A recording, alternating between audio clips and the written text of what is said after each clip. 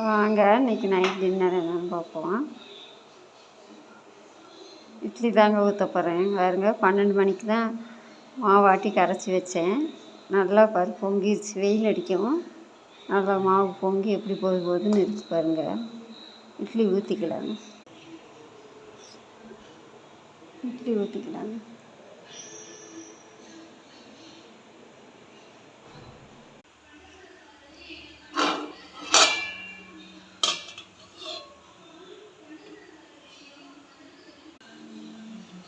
வாங்க இட்லி வெந்துருச்சான்னு பார்ப்போம்.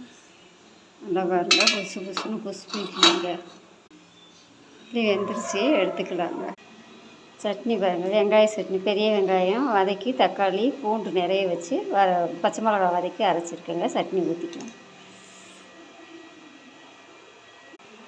புதுசு புதுசுன்னு குஸ்பு இட்லி, பெரிய வெங்காய சட்னிங்க.